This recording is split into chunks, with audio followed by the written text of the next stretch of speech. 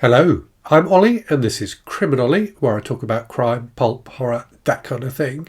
Today, horror. I want to talk to you about the classic story, The Yellow Wallpaper by Charlotte Perkins Gilman.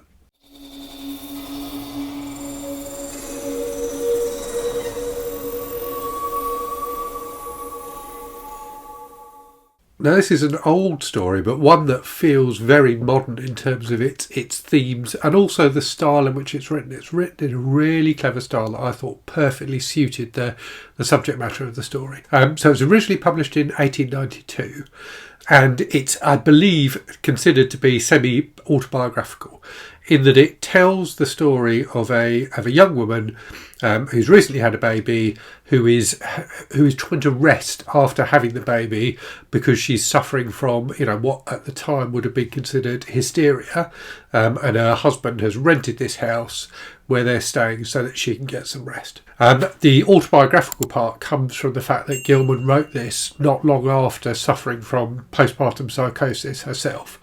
So it clearly, it feels like it was influenced by her own experiences. And Gilman's an interesting character. I'd not really heard of her apart from for this story, which is well known. But she wrote a lot of different things. So wrote, articles and short stories and novels. And was politically interesting as well, in that she was a feminist, and this definitely feels like a feminist story. She was a humanist, but she also was a proponent of eugenics. So she was complex, shall we say, and certainly many of her views are views that people would find pretty abhorrent today. So let me tell you a bit more about the story. So it's written in the style of a journal, and as I say, it's told from the perspective of this young woman who's staying with her husband John, and John is named many times throughout the story in this house. And the room that she's staying in particular is the top room of the house, which is described in a really creepy way. So that for a start, there's this yellow wallpaper that gives the story its title on the walls, which is kind of peeling in places and scratched away at. And which, as the story progresses, the woman, believes she can see things within. And I'm going to try as best I can not to spoil the story in this review, but that is difficult to do because it's a really short story.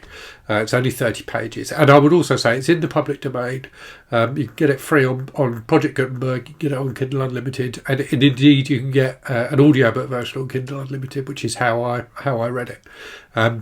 So if you are intrigued by what I've said already, go get the story, read it, and then come back and watch the rest of the video.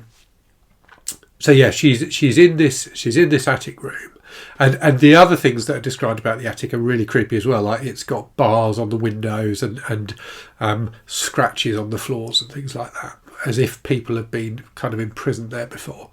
And you get the impression throughout the story that you can't always trust what the narrator is saying. You certainly doubt her at times. It feels like there are inconsistencies at times, and also what she writes about stretches believability in terms of the kind of supernatural element of it.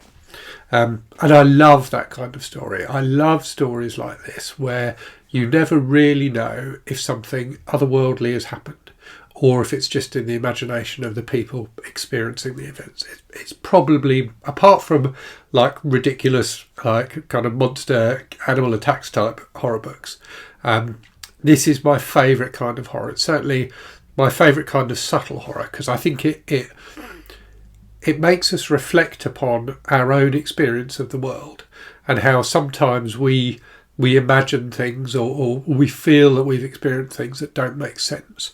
So to read about a character going through that kind of experience, I think is something, certainly for me personally, really speaks to me. And it also makes me think about the experiences of other people out there in the world who may be suffering from, from mental health crises and things like that. It's a really important thing for us to discuss and consider as a society, I think. And I'm imagining that the discussion of postpartum psychosis was something that there wasn't a great deal of in 1892. So I think a story like this would have had a real impact. and I think it's fantastic that it was written so long ago. One of the things that's really interesting, speaking about that in the story, is the way the husband behaves, and he is constantly trying to get the woman to rest. And you get at first you get the impression that she welcomes that, and she's trying to rest herself. She knows she's not well.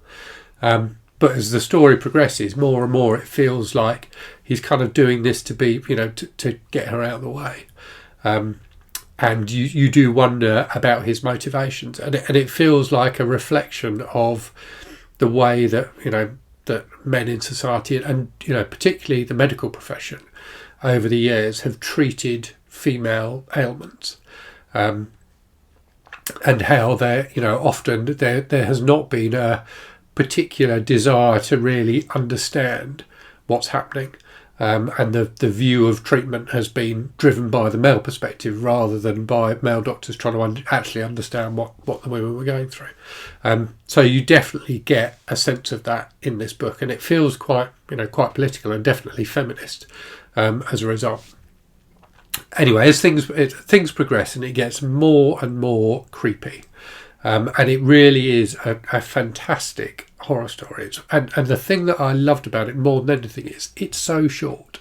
As I said, it's like 30 pages, and Gilman just packs so much meaning into those 30 pages, both in terms of your understanding of the characters, so your understanding of the woman and her husband in particular, but there are some other characters as well, but also just the evolution of the story, and this continuing sense of uneasiness as you try and figure out whether what's being described is really happening. So you've got all of that, and then also this layer of additional meaning and discussion of kind of the treatment of mentally unstable women, of women who are going through experiences like this that Gilman herself went through. So a really, really fantastic story. I really did feel like it was ahead of its time. I can't, it's hard to believe reading it that it was written over 130 years ago. It really is exceptional, and I thoroughly recommend it. So I hope you found that interesting. Let me know in the comments if you've read The Yellow Wallpaper and what you thought of it. It occurs to me that it's the second story, the second horror story with yellow in the title that I've read recently, having also read the King in Yellow stories by Robert Chambers. I wonder if there's something about the colour yellow that makes us kind of instinctively wary of it as humans. Maybe it's something to do with wasps or something like that. I don't know. And if you know the answer to that question, put that in the comments as well. And yes, as always, thank you very much for watching. Hope you're safe and well out there. Hope you're reading good stuff, and I'll speak to you again very soon. Cheerio.